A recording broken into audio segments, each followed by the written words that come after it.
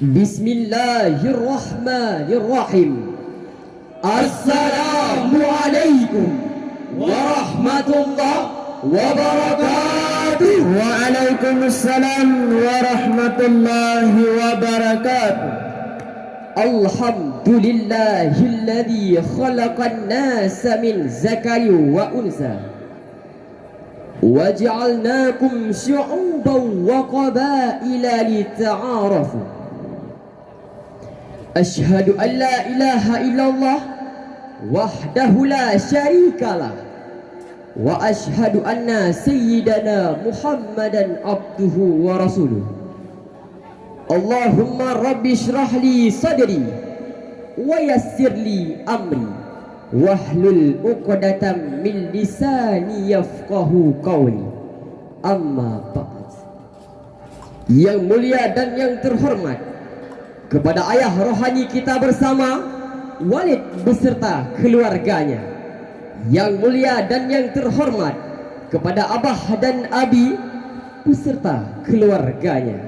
Yang mulia dan yang terhormat, kepada seluruh dewan guru, baik yang atasan maupun yang bawahannya. Yang mulia dan yang kami hormati, kepada seluruh santriwan santriwati sedaya Nahdlatul Ulum, Dewan Hakim, hadirin yang kami muliakan. Indonesia merupakan negara kepulauan terbesar di dunia dengan 17.508 pulau yang dihuni lebih dari 360 suku bangsa. Hal ini membuat bangsa kita Indonesia kaya akan keberagaman budaya, tradisi, serta pemandangan alam yang sangat luar biasa, dilengkapi dengan berbagai macam kulinari yang menggugah selera. Akan tetapi hadirin, dengan adanya berbagai macam keindahan ini, tanpa diimbangi dengan pemuda yang memiliki akhlak dan mental yang kuat, maka hanya akan menimbulkan kerusakan, sehingga tidak mustahil akan terjadinya kejahatan, kesalahpahaman, bahkan kemaksiatan yang merajalela. Lalu, bagaimanakah cara kita untuk mencetak mental pemuda yang berkualitas? Sebagai jawabannya, pada kesempatan ini, izinkan kami untuk menyampaikan satu soundtrack Qur'ani dengan judul Revolusi Mental Pemuda, Wujud Nyata Perubahan Karakter Bangsa.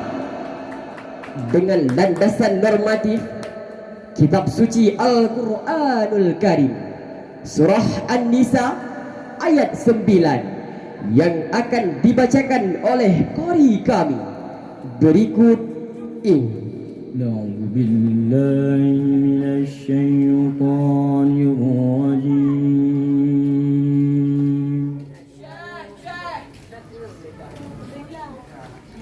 Bismillahirrahmanirrahim.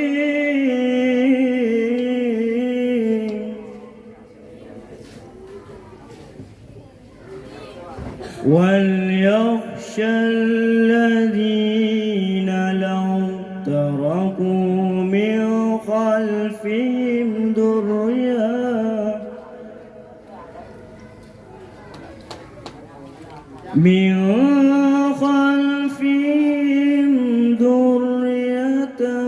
ضِعَافًا خَافُوا عَلَيْهِمْ فَلْيَتَّقُوا اللَّهَ وَلْيَقُولُوا قَوْلًا سَدِيدًا.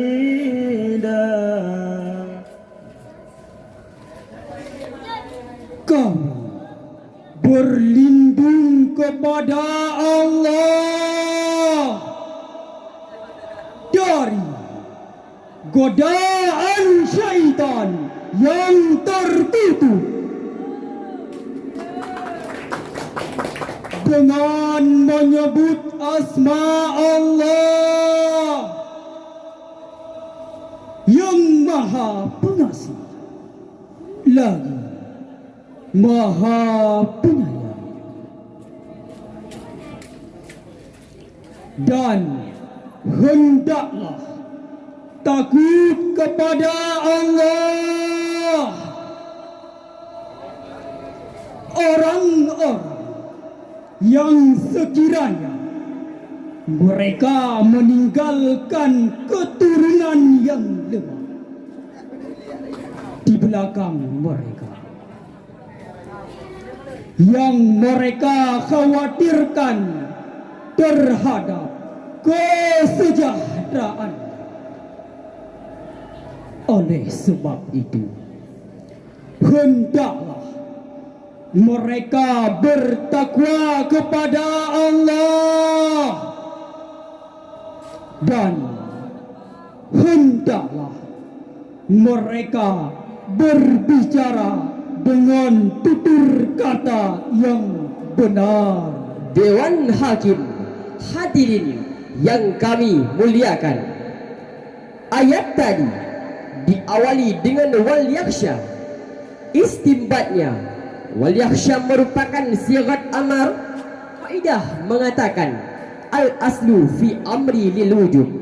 Pada dasarnya satu perintah ialah wajib, yaitu wajib bagi kami hadirin dan bagi kita semua agar merasa takut jika meninggalkan generasi-generasi yang lemah. Profesor Dr. B.J. Habibie menjelaskan ada 5 kelemahan yang harus kita takutkan, yaitu lemah harta, lemah fisik, lemah ilmu, lemah semangat hidup, dan yang paling ditakutkan ialah lemah akhlak.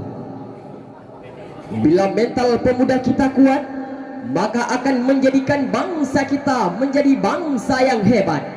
Akan tetapi sebaliknya, bila mental pemuda kita goyah, maka akan menjadikan bangsa kita Indonesia menjadi bangsa yang lemah. Hadirin pecinta syarhil Quran di Bumo Pasir, saat ini kita sedang berada di zaman yang modern. Ada yang mengatakan bahwa zaman ini adalah zaman canggih. Ada pula yang mengatakan bahwa zaman ini adalah zaman globalisasi dan era informasi. Apapun namanya, apapun istilahnya, itu bukanlah masalah bagi kita. Yang menjadi permasalahannya ialah, siapkah kita dan para generasi muda untuk menghadapi zaman yang penuh tantangan dan rintangan ini? Jawabannya ada di tangan remaja dan pemuda kita saat ini. Hadirin Dewan Hakim yang kami muliakan, berbicara tentang merevolusi mental pemuda untuk mewujudkan perubahan karakter bangsa ialah dengan ilmu pengetahuan, melatih pemuda untuk taat terhadap bangsa, taat terhadap agama, taat terhadap orang tua. Ilmu yang luas akan menjadikan bangsa kita Indonesia menjadi bangsa yang berkualitas.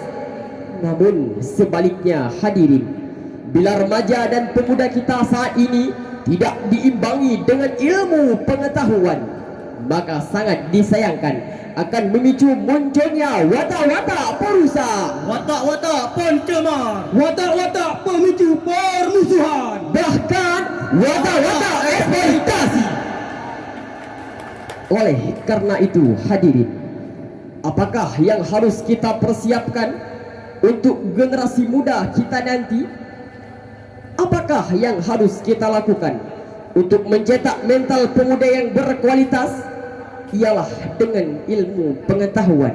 Ilmu pengetahuan yang luas akan menjadikan pemuda-pemuda yang berkualitas terus berpegang kepada Al-Quran dan Sunnah Nabi, pantang menyerah.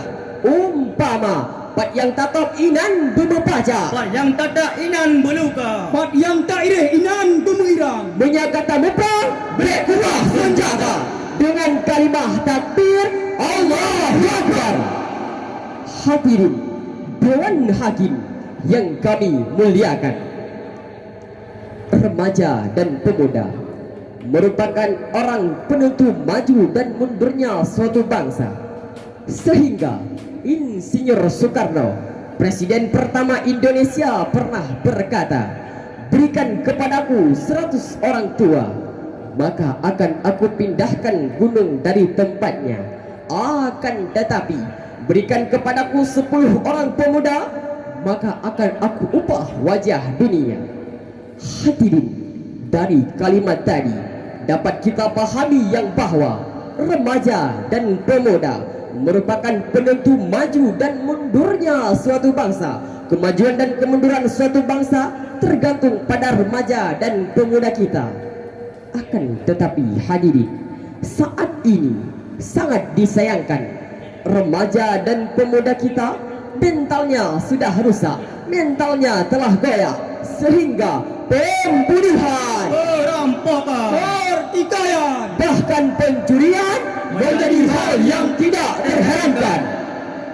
Allah Subhanahu wa taala berfirman dalam Al-Qur'an, terdapat dalam surah Al-A'raf ayat 56. ولا تفسدوا في الأرض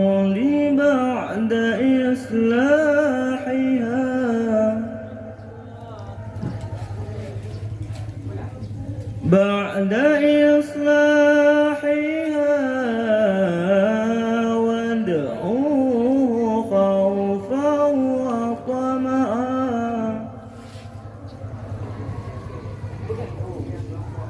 إن رحمة الله قريب مبين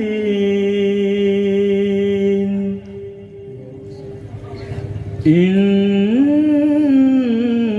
رحمة الله قريب مبين. Dan janganlah kamu berbuat kerusakan di bumi setelah diciptakan dengan baik. Berdoalah kepadanya dengan rasa takut dan penuh harap. Sesungguhnya rahmat Allah sangat dekat kepada orang-orang yang berbuat kebaikan. Ma'asyiral muslimin rahimakumullah, di dalam tafsir Al-Qur'anul Azim jilid kedua halaman 97, Imam Jalaluddin As-Sayuti dan Imam Jalaluddin Al-Mahalli menjelaskan bahwa wala tufsidu, dan janganlah kamu berbuat kerusakan di bumi, ai bisyirki wal ma'asi, artinya dengan syirik dan berbuat maksiat. Oleh karena itu hadirin, marilah kita meningkatkan mental pemuda untuk membentuk Indonesia yang kuat dan mulia. Hadirin, tidak dapat terpungkiri bahwa bangsa kita Indonesia saat ini sedang mengalami bahasa ekonomi, politik, bahkan akhlak, bahkan mental pemuda. Dari syarahan tadi, dua hal sebagai konklusinya. Yang pertama, untuk meningkatkan mental pemuda di bumi kita Indonesia, yaitu dengan cara meningkatkan ilmu pengetahuan, melatih pemuda untuk taat terhadap agama, taat terhadap bangsa, taat terhadap orang tua. Yang kedua, marilah bangkit semangat untuk memajukan Indonesia dengan cara meningkatkan mental pemuda. Bila sikap ini diaplikasikan, kami yakin bangsa kita Indonesia akan menjadi bangsa yang makmur, Indonesia mulia, Indonesia sejahtera di bawah naungan Aceh Tanah Mulia. Hanya sekian yang dapat kami sampaikan. Terima kasih atas segala perhatian. Mohon maaf atas segala kekurangan. Dan akhirnya, Sadaqallahul Azim. Maha benar Allah atas segala firman-firman-Nya. Alqaina birrahmah wa faraqna bisalam. Kita berjumpa dengan rahmah dan berpisah dengan salam. Hasbunallah wa ni'mal wakil. Wassalamualaikum warahmatullahi wabarakatuh.